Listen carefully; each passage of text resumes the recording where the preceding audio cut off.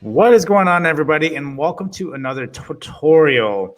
Now, this particular tutorial, we're going to be going over how I have set up ThinkorSwim or TOS and allow you to get a little bit more flexibility, allow you to see a little bit more on the screen when you are trading for your entry points, exit points, and ultimately just display factors to hopefully customize your TOS experience to your needs. So before we get started, remember to hit the like button and subscribe if you haven't done so already. So let's go ahead and get started. Right now, there's a couple different ways that you can actually change this. Before you actually get into ThinkorSwim, when you're going in the login process, there's this little cog down here on the left. If you go ahead and click that, you can actually not only select the language, or select the font size if you want. I make mine a little bit larger because, you know, I'm an old man and that's what happens. But you can make it extremely large, small, whatever the case is. Also, you can choose your color theme here for whatever you would like. In particular, the Chinese dark, Chinese light. If you feel like your screen is too bright, go ahead and pick which one you want. I typically pick the old school TOS. Hit save on that guy. Go ahead and log in.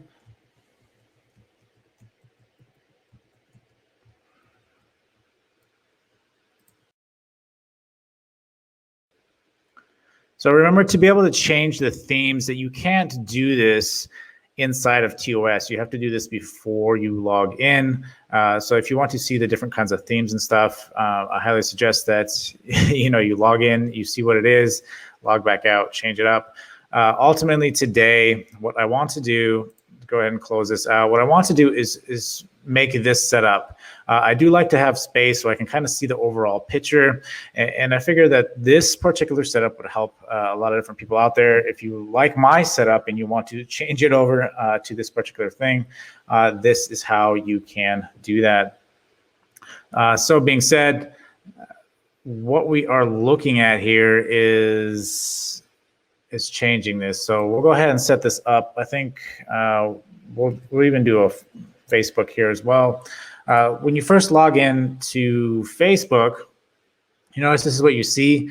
It can be hard to understand. It can be hard to read.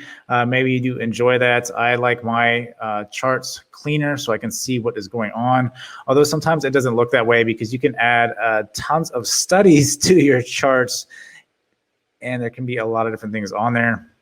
But I want to help you navigate TOS here so you can set it up and, again, personalize it to the way you want it. So ultimately, you have the volume bar on the bottom. We'll go ahead and go up here. See this little cog wheel up on the right-hand corner of your chart. There's the first couple things here. Now, comparing alerts. You always obviously want to set alerts for wherever you want your entry exit points if you want to be notified during that time. Now, ultimately, you have this alerts box. See how my alerts essentially have the little arrows on the side, or you can have these big old arrows here that are very highlighted. I mean, by all means, do what you will, but I like mine small, convenient, compact. So being said, alerts are right here. You can actually click on this. You can not show them at all. So you can set the alerts and then just not show them at all. Or you can go show arrows only. So we'll go show arrows only. We will apply. So as you can see, it has already changed on the right-hand side here. So not only do we have that before, it has gone completely away. So essentially, again, going from this to this, you can even, again, go not show. Just set your alerts. I like to know if I do have alerts set, because a lot of times throughout the day, you realize that, if it hits a zone, and you don't see that particular alert set, that the biggest problem here, again, is that you have to reset it.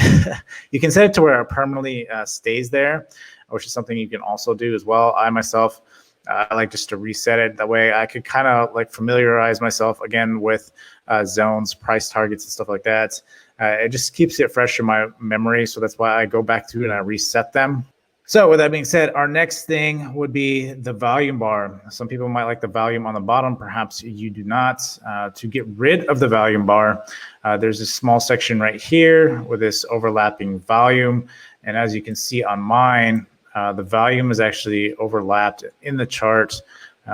So if you're really worried about volume, you can read volume up on the top during the day once it's expanded. But if you're looking at volume, you can also read this chart within TOS here. So we're going to go ahead and select overlap volume and apply. You see what that's done now. Mine does have overnight, so so as you notice, you have this like light gray, this gray shade that's overnight sessions. So being said, I do like to see everything that's going on even overnight, so I can mark out my zones. But again, ultimately for the volume purposes, this is just during the day, so you're not going to get the volume spikes and stuff. On here, there's again no overnight. This is just day to day, so you have what you see here. So being said, the next thing that I typically go for is this expansion area.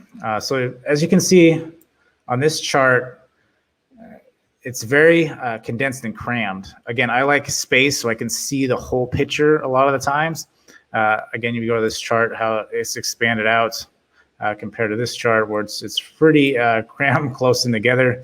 I, again, play everything. When I'm scalping, doing intraday trades and stuff like that, what I like to do is I like to, again, have the whole picture, and I play everything on the 1 hour. Yes, I do look at the daily often and frequently, but ultimately all my plays and stuff is done on the 1 hour. Typically, if I'm looking for an entry or exit, I'll go on the daily to see if it is coming into any kind of support.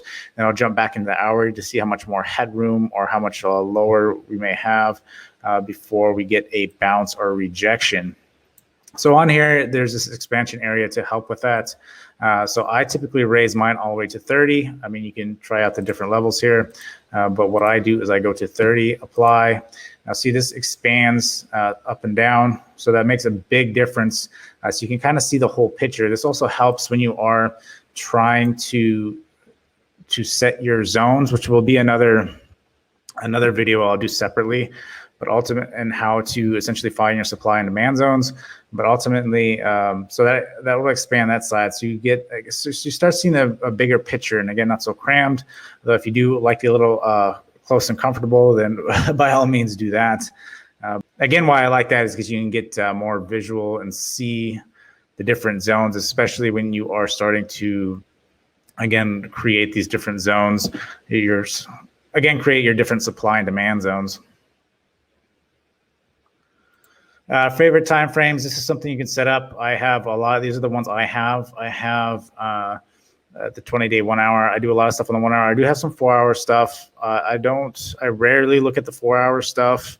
The weekly stuff, I rarely look at the weekly stuff as well. A lot of everything that I do isn't anything lower than an hour, and it isn't. I would sometimes look at the yearly as well, just depending on what's going on. Like if there was, the crash last March, this is a 2021, April of 2021. So of last March when the pandemic hit, just to give you frame of reference and the timestamp here, but I would look at the yearly a lot more at that point. I don't think looking at the yearly is that helpful unless you are having problems trying to find support or resistance, right? So just be aware of that. But ultimately for me, again, I bounce back between the hour and the daily most. You could add those timeframes here. You can also do it up on the chart as well. Appearance here, the only thing I add here is I typically do the fill on the green and apply that. So now you can see the fill on the green, or you can, again, go back to empty candles. You can even do empty red candles as well, if that's something you're into. But for me, I like them both filled just for the visual. I have too many lines on my chart already, so it's good for me to fill those up and be able to see everything. So being said, equities here, I don't really mess with anything in here. Let me see here, appearance. There's one other thing I wanted to add, expand. Oh yes, this and this time axis as well. This is the other part, because as you notice, it's still crammed up against the right-hand side. We want to try to expand that. In my mind, I like to expand it a little bit more so I can kind of see where everything is going. So I'm not right up against the side there. But being said, to be able to do that, there's bars to the right. Something else you can expand. You can go 500, 100. I typically only go, since I only do the 30% top and bottom, I typically could go with the 50 and apply that. And see now, so now you got more space. You can kind of see the candles as they're coming out every hour, at least the way I look at it. I mean, again, it depends whatever time frame you do. Yes, I do scalp on the 1 hour. The hour, I think, is more showing as opposed to the other one. So being said, that is essentially how I set up the theme and everything for my TOS ThinkorSwim platform. But that's essentially what I got for you guys. If there's anything else you want me to show you on TOS, I will get into my studies. I want to make that a separate video. I don't want to kind of make these videos too long. I want to make them kind of short and condensed. That way you can kind of get your information quick, set it up, and then move on to the next video. So with that being said, thank you guys. Remember to hit the like button and subscribe if you haven't done so already. Until the next video, guys, I will see you guys later.